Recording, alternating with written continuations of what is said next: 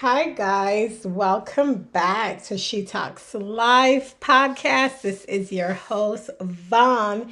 And in today's episode, we are going to title it Stay Out of My Womb. And the reason that we are titling that is because I never thought I would even talk about this because I think that oftentimes we project our thoughts, our ideologies, our beliefs on other people. And because of where we grew up or how we grew up, we think that the other person should be in that same headspace as us. So today we're going to talk about Chloe Bailey and the alleged pregnancy rumors that has been going on now for about maybe the full 9 months of a pregnancy, because it's been circling the internet for months and months. There are videos on TikTok. There's people trying to figure out. There's paparazzi video. There's the alleged photoshopping of her pictures on her Instagram page, that kind of thing. So that's to bring you up to speed. But we're also going to talk about Summer Walker and her announcement of allegedly, because I didn't see, but they're saying allegedly she is pregnant again. And this time for her current partner, Lil Meech. Summer Walker's 25. I had no idea she was 25. She's a year older than my son. And age has nothing to do with it because I had my son at 21. I practically looked like a baby when I was pregnant with my son, to the point where this woman in my mother's apartment building in Brooklyn had stopped my mother on the street and was like, "Oh my God, I'm so sorry," and trying to apologize to my mom. And she was taken aback, like, "Why? What are you sorry about?" She's like, "These kids, they go and they get pregnant, and I saw your daughter and she's pregnant and so young." And my mother was like, "My daughter is 21." And the lady was shocked. She was like, "What? I thought she was 16." And my mother was like, "No, she's 21." Even though I tell that story, I didn't have a really great connection in my pregnancy because it was looked at as like a bad thing. And so, being pregnant early, I look young. It felt like my mother was disappointed.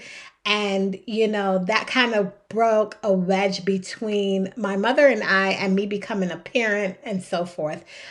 Because history has been taught that as Black women, we shouldn't aspire to become mothers or, at young ages. I will tell you this, at 45, talking into this mic, I am glad and happy that God chose me at 21 to have my son, because I don't think if I didn't have my son, if I had had an abortion, I do not think I would have had kids. I do not think that I would go out there and have kids, because I had made a choice after having my son that having children was not going to be something that I wanted, like a whole heap of kids. I didn't want two and three kids. I didn't want four kids. I didn't want to do that.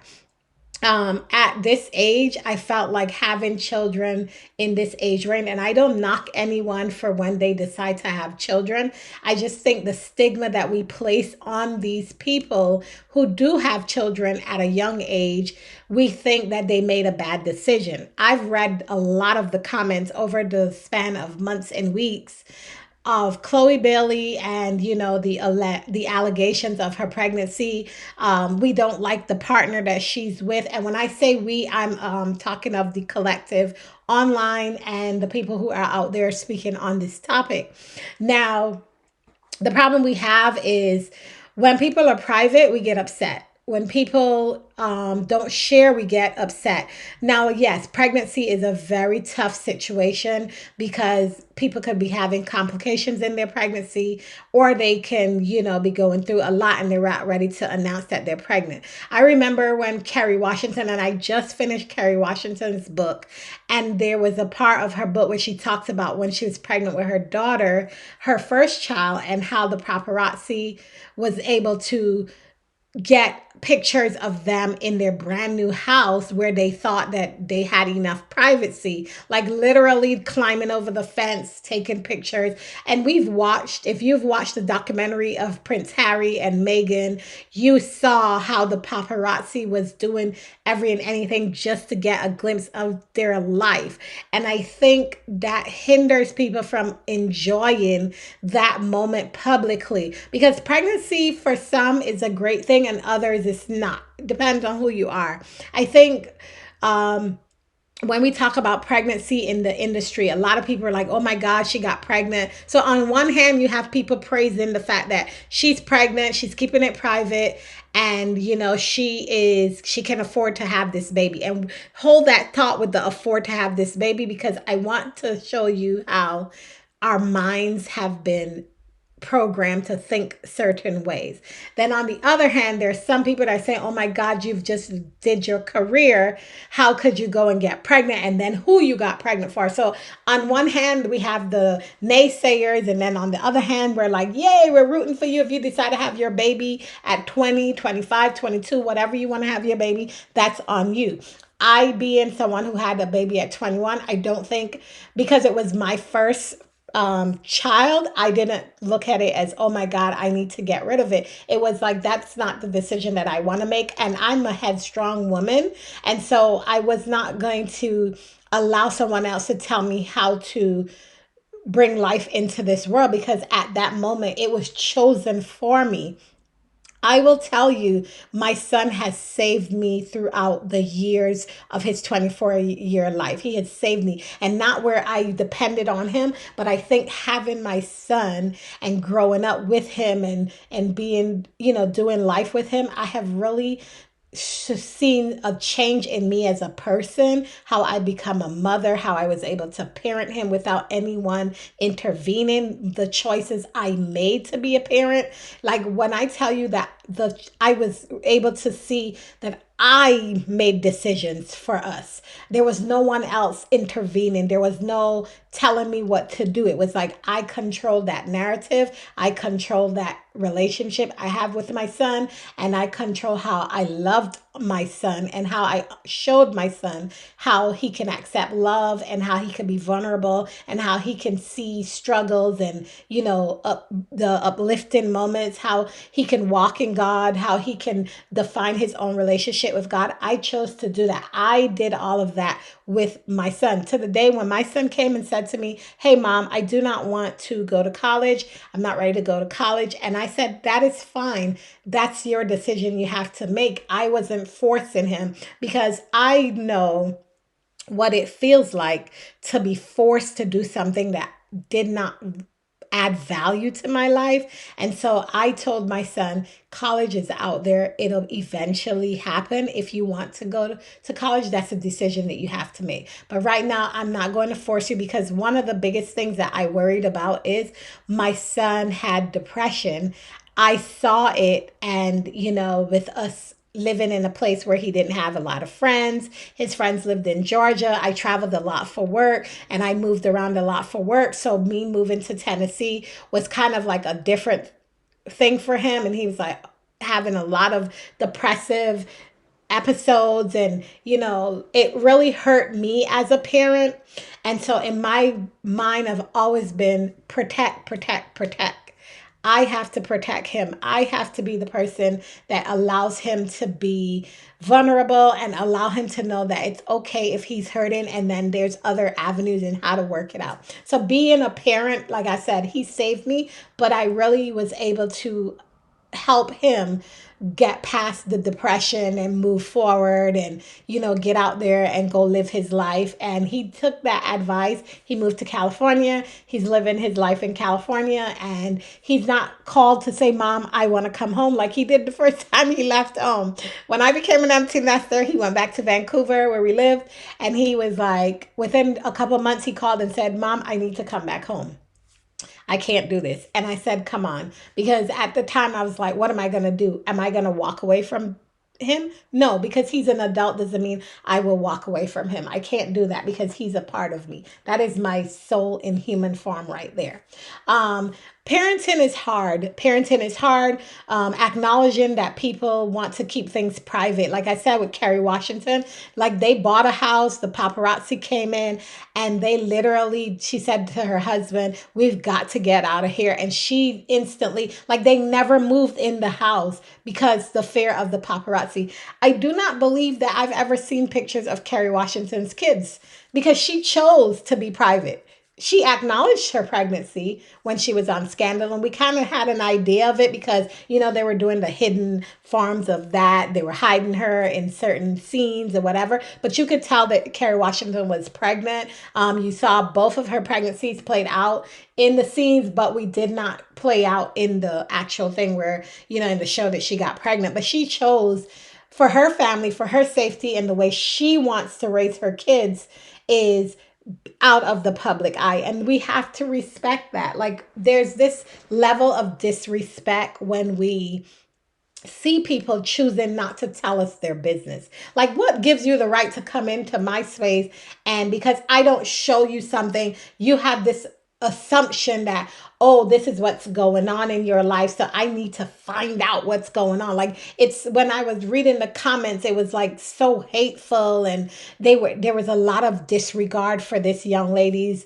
emotions, a lot of disregard for how we, as a viewer on the outside of these celebrities looking in. And I mean, I brought her up because, yes, she's like a public figure, but there are other women in our families. I even watched a TikTok video where the girl said that she showed how she hid her pregnancy, like by wearing certain clothes so she don't show her family that she was pregnant. And she did that for her own self. Like she set some boundaries in place where she was like, I don't have to define my pregnancy. And it's very strange because I was talking to a friend of mine, and we were talking about how important it is to, like, be there for others even if we don't understand how they navigate in things.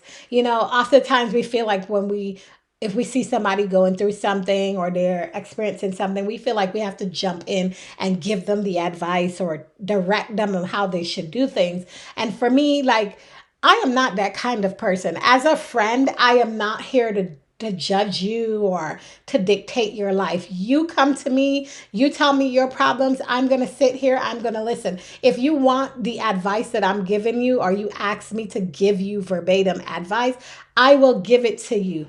I will tell you, oh yeah, this is how it should be, this is what I would do if it was me, that kind of thing. I am that girl that'll advocate on that part of it. It's like, if I was in that situation, this is how I would handle it. A lot of us, we say it online. Oh, if I was in the situation of Chloe, and I was having this, I got all this money and I can afford to have these kids, I'm gonna get a nanny. Y'all got some traumas, okay? You do have some traumas, and let me tell you why you have some traumas.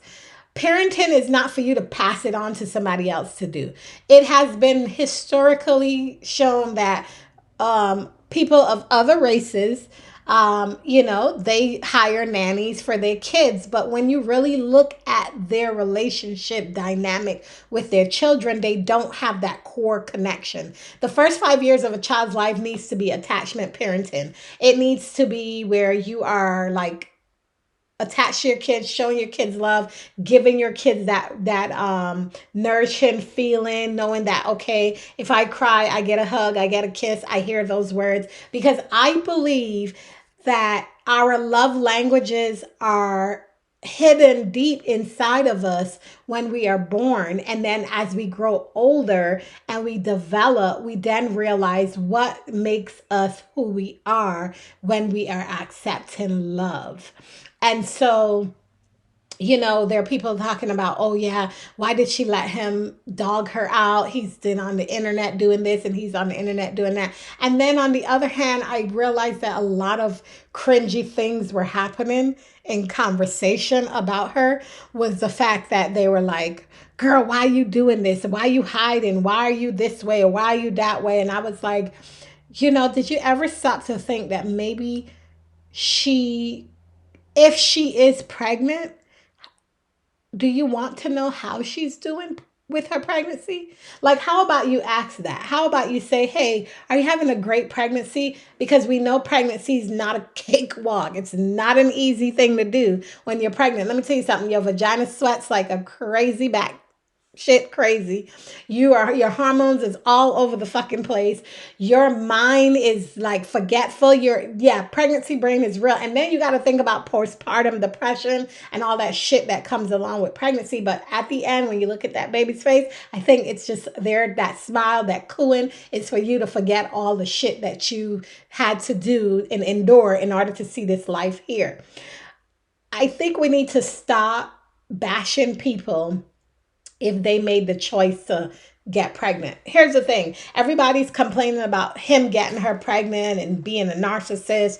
And I think a lot of that word is being thrown around so much these days that I don't think people understand what that word means in true form. But we're hearing the allegations of what kind of guy he is, or people are just making their own assumptions about this couple.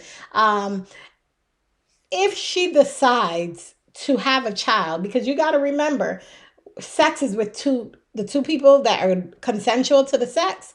They both know what happens if they don't use such and such. If you don't use protection, there's that possibility of two things: STD and a pregnancy. So I think she played a part in getting pregnant. Whether we want to say, oh, he forced her into pregnancy to ruin her career. Can't nobody force you to do that. You gotta, if you gonna lay down with this man, and this is for all you girls out there, if you're going to lay down with this man, that's a choice that you made. You have to listen to it. You made a choice to lay down with this man unprotected, and the outcome is one or two things. And if you ovulate during that course of time, you're going to be pregnant. Simple as that. Do not put the blame on him alone. You have to take some accountability for yourself, because at the end of the day, it's a two-partner situation, right? She's the mom, she's carrying the baby, but she didn't get pregnant by herself. So when we're bashing her, we're bashing a whole lot of things. And then, here comes oh, it's always the younger siblings that get pregnant. I was the youngest sibling. It is a true fact in the Black community. Most of the time, the fast tail girls aren't the one getting pregnant. It's the quiet ones that are getting pregnant. It's a repeated cycle. It is what it is. I mean, I don't really think I was more of a quiet person. I think I was sexually aware, so I knew where I was getting myself into. And that's just what it is. I choose to do what I wanted to do with it, become a parent. That was my choice. But on the other hand, it's like you can't blame one person. You kind of have to look at it from a different perspective and take yourself out of this is societal norm. This is all what Black women are offering. Even they're talking about marriage, and we bring up the topic of, oh, if they announce a pregnancy, oh wow, all these celebrities are announcing pregnancies, but they're not announcing marriages. And not everybody is aspiring to be married, right? They're not. It's just the way it is. The world has changed, society has changed, the sociological dynamic of how people and family structures have changed. So over the course of decades, we will see everything will start to shift and move away. Like back in the 80s, it was very it was set up where it was very family oriented, where you had the mom and the dad in the household. You had eating dinners at the table, the kitchen table, and so forth. And then as the 90s crept in, we became the latchkey kids, where our parents had to have a job, both parents, in order to survive in the dynamic that the 90s brought with them. I grew up in the 90s, so I was a latchkey kid. I had to come home, fix my own dinner, and so forth. Then we had the 2000s, where people, the millenniums and the changes, or whatever, that decade is, I might be saying it wrong, but if you look at the sociological dynamic and the changes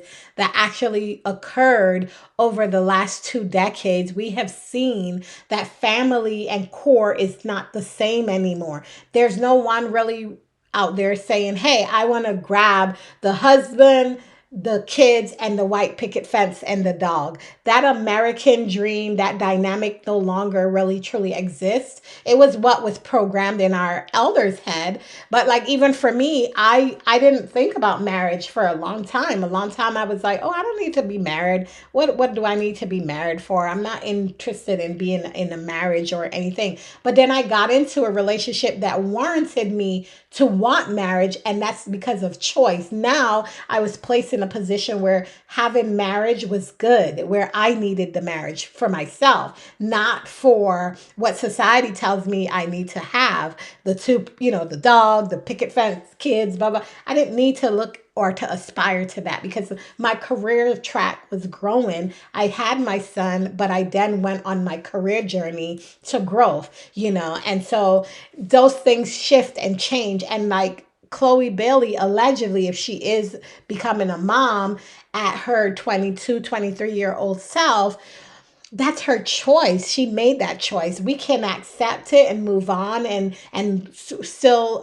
praise her for who she is as a performer, an entertainer. Like don't devalue anything about her because she chose to have a child at 23 and it doesn't look like what you're looking at it as. I think that's the problem, right? We're trying to devalue her because we grew up thinking, oh my God, why did you get pregnant at such a young age? Such and such. We're devaluing this woman's core self. Now, yes, she does have, the ones that are saying, oh my gosh, she could have 10 kids because she can afford to have 10 kids. It really has nothing to do about affordability because, yeah, you can have the income and the revenue and the net worth to take care of these kids, but it's the bond and the connection. Do you have that to give that child? How are you going to parent that child when it gets here? Because remember, they were not asked to be here. You made the choice to bring them here. So even though, yeah, she may have a tribe behind her, I think some of us are afraid to have kids in our 20s or, aspire to have them young because we are fearful that we don't have the tribe to connect us with that parenting relationship with the children we bring into this world. Because another person mentioned in another area said that lady did a video and she said, where's the grandmas that used to keep the grandkids? And we grew up with our grandparents. Like I grew up going to my grandma's house and having a warm dinner or cooking or something like that. But then in this generation of grandmas, like I feel like a grandma at 35 isn't gonna be equipped or ready to become that grandma where they're like, oh yeah, you can bring your kids out and you could go live your life. No, that's not happening. My mom had us in her 20s, actually, early 20s. She had her 3 kids in her early 20s, and she had a tribe because we grew up in a different time. My mother grew up in the 60s and the 70s, and she had siblings, and it was common knowledge in that society that, you had a tribe of people who were willing to help you raise these children because it was a normal thing. Now, because of the way the world works, there's no room for that grandparent unless you have the ability to and knowledge to know that I want to show up for my kids and be there for my grandkids. Because that's not, now that's become a want. Like, do I really want to come and keep your kids on the weekend or have you drop your kids off at my house? Like, you got to think about that's what's going through grandma's heads now in this era, right? It's like, do I really want to do this?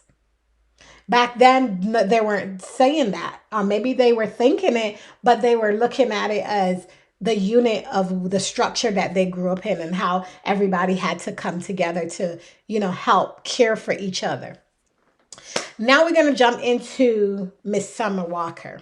I love me some Summer Walker. I ain't even gonna front and tell y'all that I don't like Miss Summer Walker. I do like her music. I was a little late to the party, but as I started listening to her music and stuff like that, I really appreciate her tone. I really appreciate her ability to make words feel and connect with others. And one of my favorite songs that she has is CPR. And I really love that song. I don't know what it is about that song, but it really resonates and touches my heart. And I really like that song. Now, I heard a rumor, allegedly, that she is pregnant again for her third baby daddy. God, to say it that way, right? Because I know the listeners out there are probably going to say, damn. But let me tell you this. Like I said, it's all about choices, choices, choices, choices. I think, and this is me allegedly, looking in from the outside because I don't know her personally, but I've listened to her music. I've listened to her, interviews. I watched the interview with her and Ari Lennox when she talked about her BBL, because she did have a good BBL before all the extra other things happened. I don't know. She went back for work and maybe it didn't do what it was supposed to do, because this BBL isn't really doing what early BBL was doing. And I'm here for all the girlies who are into cosmetic surgery safely. Because, if I had a bag, I probably would get some liposuction, some sculpting, some, lift the girls up a little bit, like not a mommy makeover, because yeah, but like a grown woman makeover. That's where I would be at. But for Summer Walker, I see people bashing her as well. Here again, we're bashing these women. But what about the men? What about the men who help them get to that space, right? She ain't do it by herself. There are men who help her get there. You understand? So we know about the first baby daddy. We do. First baby daddy is London, and she had Bubbles with him. And apparently, in her music, she detailed how he made her spend her 9 months of pregnancy alone. And when I listen to those words, I remember how I felt because I went through my 9 months alone without my partner because of his choice, not mine. And so, when you're pregnant, you're so vulnerable, and your hormones make you, it triggers this outer body experience that you go through where you aren't yourself, and every emotional draining thing that is occurring to you, it really takes a toll on you, and then you give birth. Some women connect and some women disconnect, and they go through postpartum depression. We go through this postpartum depression thing. And I think, as we see her go through her breakup with her baby father, we saw that, she got into another relationship. Now I don't know who the twins' dad is. I don't keep up with that kind of the world, but she became a parent quite soon after, and she had twins. I believe they're probably maybe like less than a year. And now, she got in this relationship with this 20 something year old guy. And I think people are confused because I read somewhere that um, she's 25, but her boyfriend, I don't know how old he is. I thought someone said she was older than that, but I could be wrong. I'd have to look it up. Let me look up how old Summer Walker is.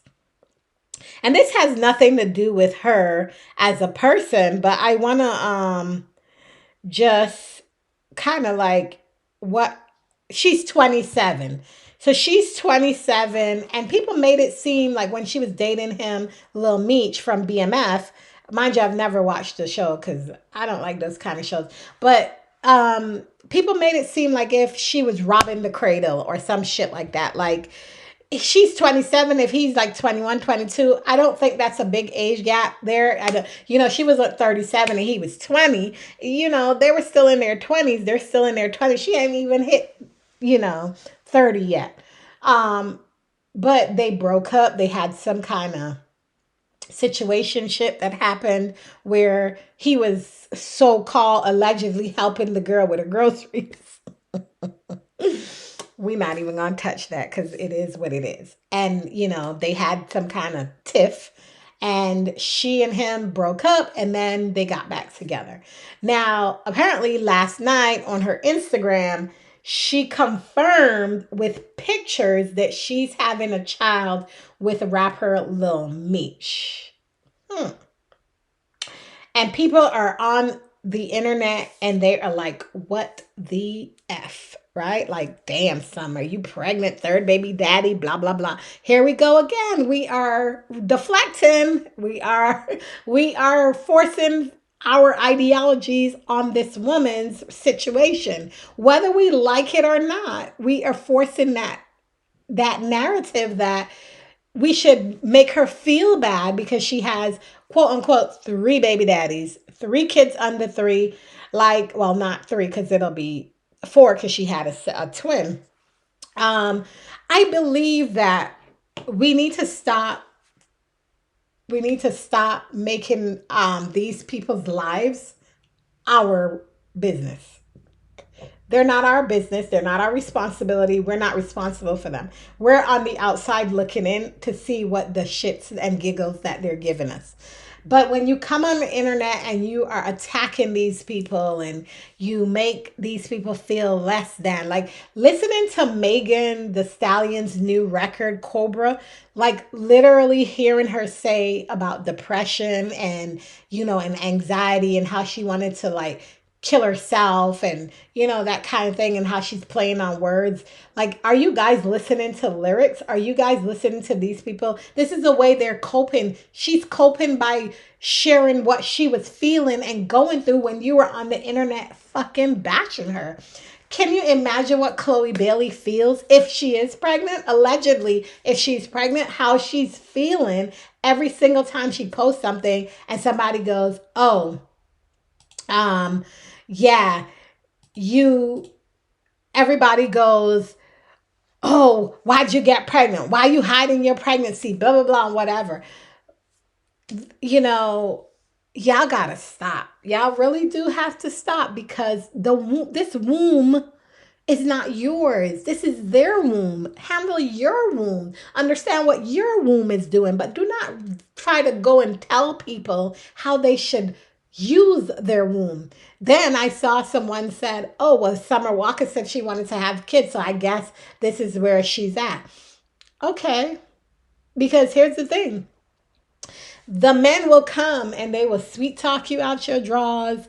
They will make you feel special. They will tell you all the shits that they want to tell you behind closed doors.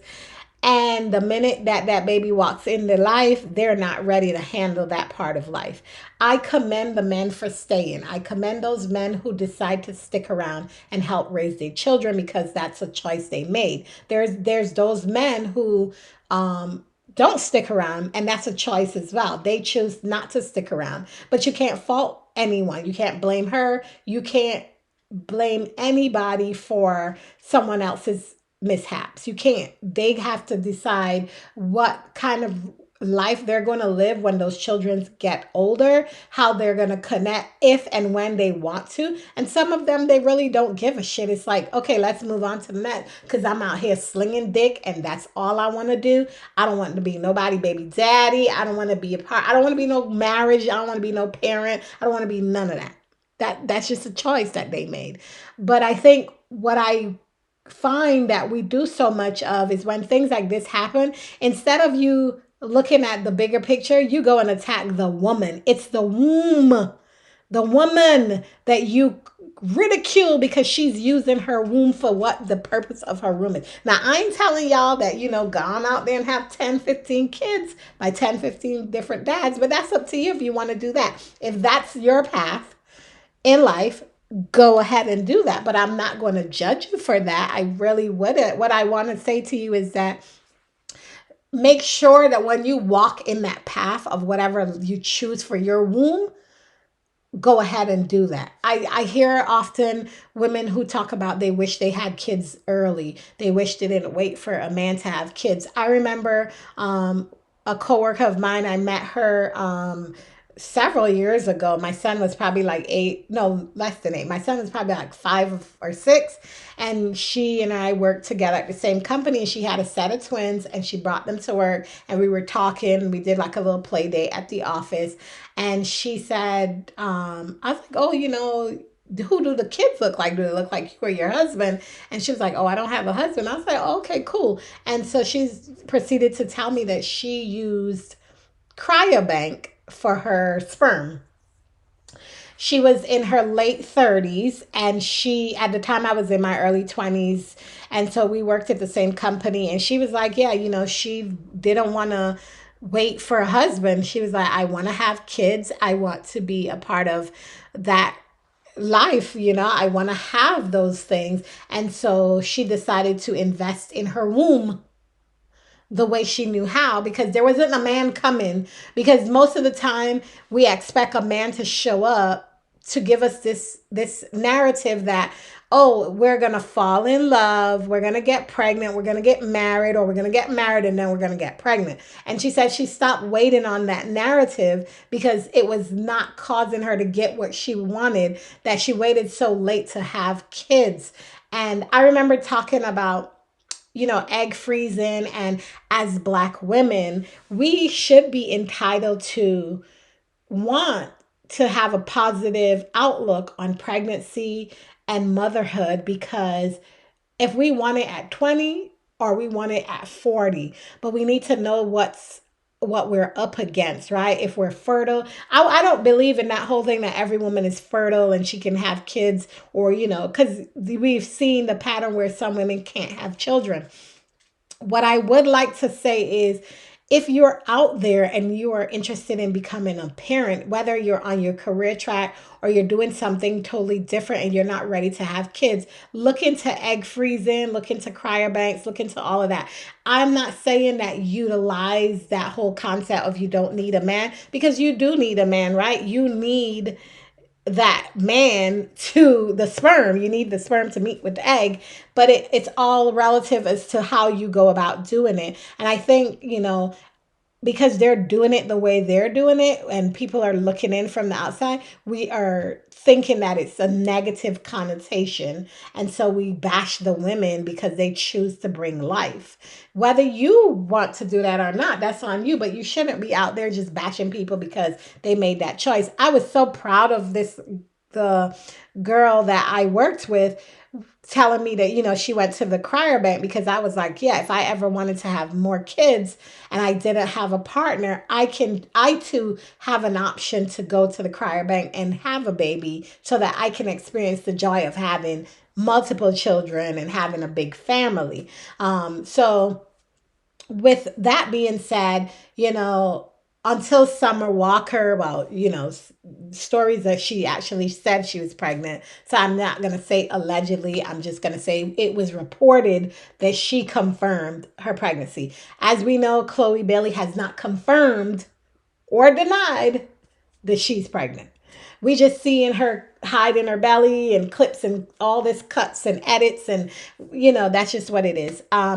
For me personally, my opinion on Chloe Bailey's hiding her pregnancy, I think it sends a negative message to young girls, because if you are pregnant, there are two ways you can handle the situation in your PR team. The PR team should acknowledge the pregnancy when it's near where you are at. And then the other upside is keep it private. So when you have your kids, if you don't want to share your kids with the world, make sure that no one is doing that, taking that away from you, so that you can do that. Because here's the thing, when you're in that public arena where kids are looking up to you, and you're pregnant and you're hiding it, it gives them the idea that it's okay to do it too.